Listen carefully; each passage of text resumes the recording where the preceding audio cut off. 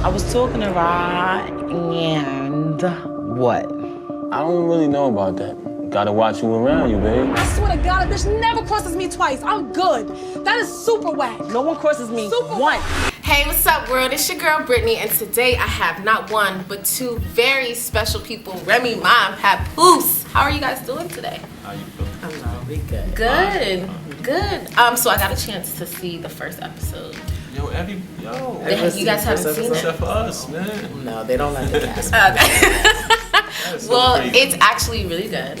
Okay, yeah. And actually, I think a lot of people will be surprised how like endearing and like super loving and like affectionate you guys are. I guess because most people know you all as rappers, right? So people always have like this hardened persona, but you guys are really like so in love.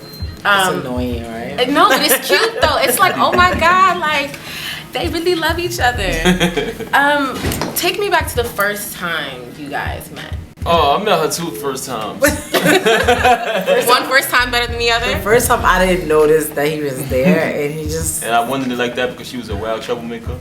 No, it Like, wasn't. just damaging everybody in the room, like for no reason. Because actually I was in a studio with K Slade. And I was just in there. I had just started working with him around that time, so I was like real new, you know what I mean? Yeah. But I was just in the studio chilling, and then I never seen nobody handle Slay like that. She just came in there. Yo, what's this shit? What's that bullshit y'all listening to? Turn that shit off. Threw her feet up on the table. I do not recall any Yeah, I'm of talking this. like I do just not recall. bugging on everybody in the room. So I'm just sitting there like, yo, I'm not saying nothing to her. If she tried that with me, it ain't gonna work. You know what I mean? So I just was quiet, but she was just going off. But we didn't actually meet. Yeah. I didn't say hi to her. I didn't say nothing. I just was chilling. You know what I mean? I was like, yo, I like her though.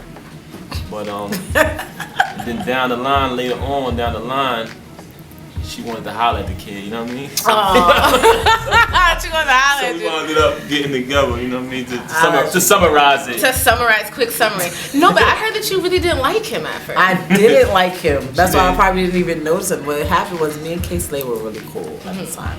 And it was like a ritual. He puts out a mixtape, he puts out anything. I'm going to do something for her, and it's going to be the first thing on the tape. Like, Right. I'm going to intro it.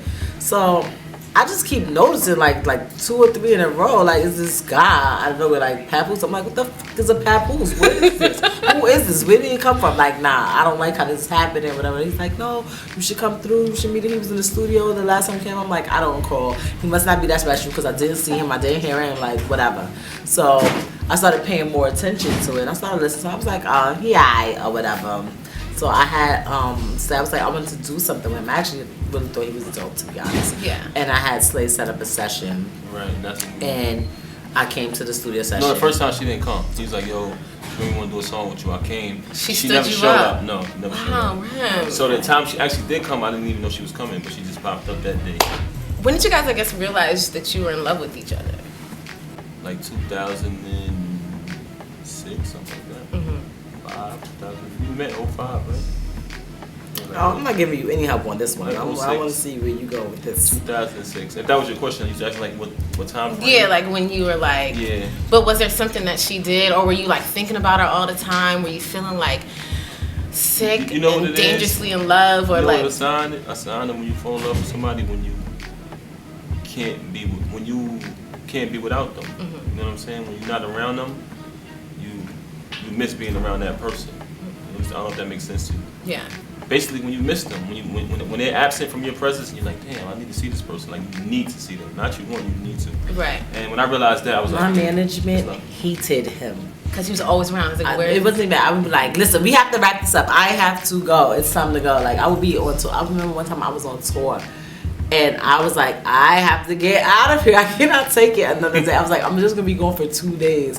I literally left in the middle of my tour for like 2 days. When I tell you, everybody was bad. pissed, and it was All-Star Weekend, so they was waiting. Like, yeah. my bus. I think it was in Texas that year, so.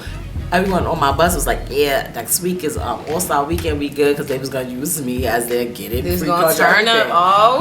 I left them, the bus, at All-Star Weekend right in Texas, and I came back to New York for 2 days, literally. How has Pap changed you, actually? that's a good question. I'm trying to think because I don't feel like he changed anything. Like he tries, but I think that he definitely made me more family oriented. Like I didn't really grow up in a family that was close, so I always treated like my friends, like my family, because that's who I was with all the time. Right. That's who I grew up with, my friends as opposed to my family. And he comes from a family where his mom and his dad, they're married and they was together his whole life. He's seen, wedding pictures on the wall. Him and his siblings all have like the same mom and dad. So he grew up different than I have, and he kind of like over the years, like a little bit brought that, family orientated, mentality onto me. Cause I don't care.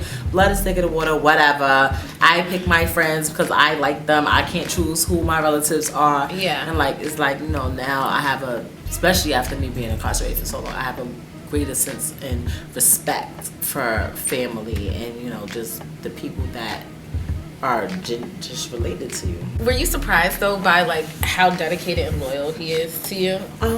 Because most people would be like, damn, their significant other is going away.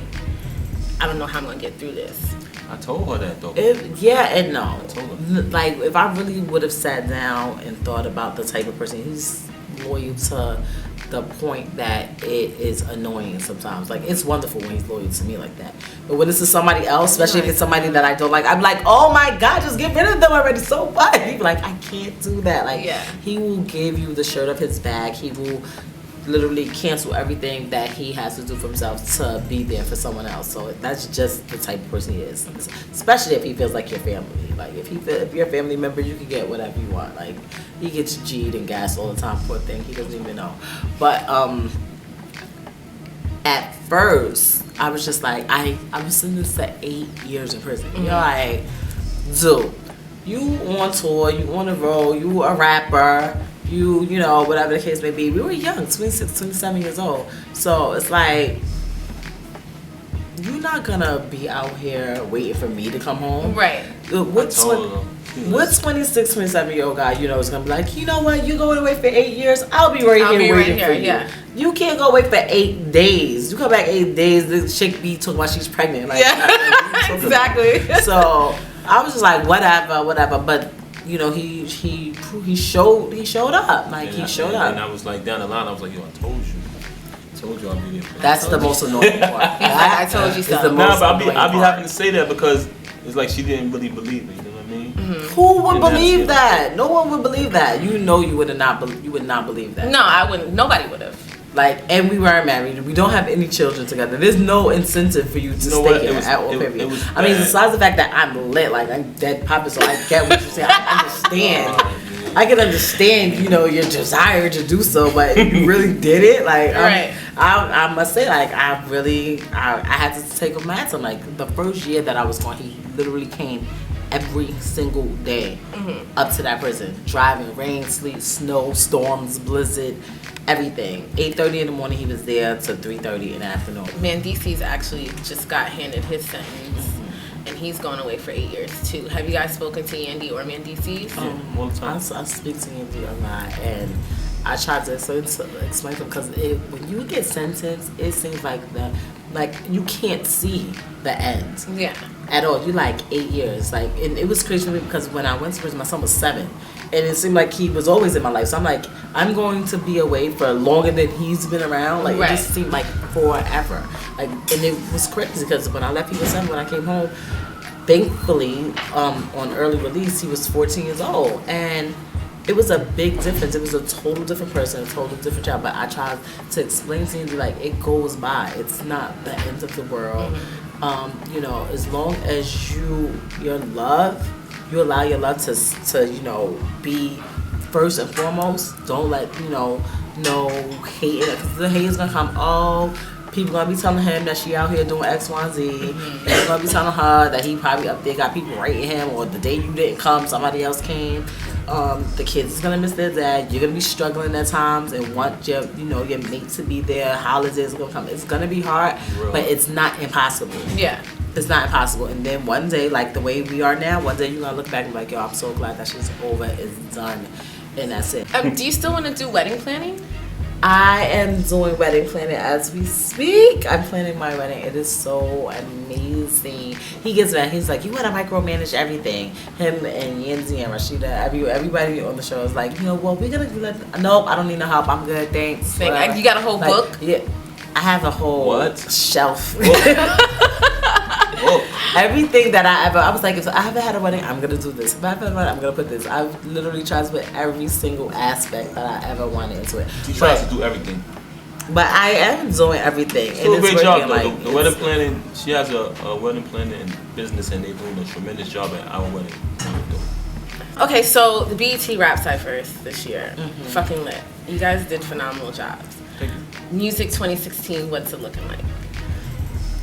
You and me. Well, he has a record out right now. It's called No Hands Out. Yeah, I just dropped it back like about a week ago, and it's been doing exceptionally well at radio and TV and all over the place. No handouts. My record that I'm dropping on the night of the premiere of the show does not overshadow his record because I love him. I want him to do music. But of course it will. My record, hands down, featuring Yo Gotti and Rick Ross, is so lit. We shot the video as well. I keep trying to figure out if we're gonna just do the song first, but the video's done already. I think I'm gonna drop the record and the video at the same time. So while you guys are watching the premiere and everyone's happy and excited, and then you're gonna get the people like, oh yeah, this bitch is doing reality TV. Where's the music? Pow, there's the music. Shut up. What's up? Okay, so rap battle between you two. Who's winning? Huh? Aren't you a good husband? No, this is the truth. Okay.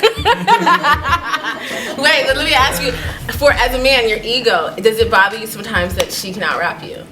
No?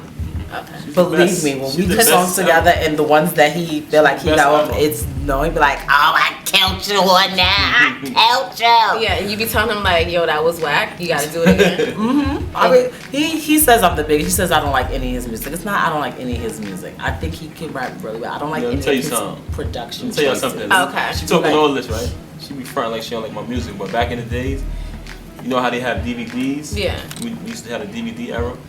I seen a DVD and they caught her in the Humble. They ran up on, hey Remy Ma, give us a drop. Guess what song was playing in her background? Yours. Right. That's riding around listening to my shit. I'm talking about riding around getting it. Right, but she would never let me catch her doing that though. So that when we're together, you didn't even know I was watching it. In his car, that I would know the words to it, so he think that like I can't like that's how you try to act like you're interested in what they're doing. That's the story. That's what it was. I caught her studying me. It wasn't that. It was just like I was like, yeah. And the next time I get in his car and he's playing it, I can just say all the words and he got me mad gas. Picture that. Unfortunately, he's mad gas in a different way. He heard it playing while my interview was playing, and now he thinks, I'm his biggest fan. Which I'm your biggest fan, baby. You're sticking to it, no worries. I am. I'm your biggest fan. You guys are so stinking cute. Hey, y'all, it's your girl, Remy Ma. Papoose. And you're watching GlobalGrind.com. Global Grind, y'all. Peace.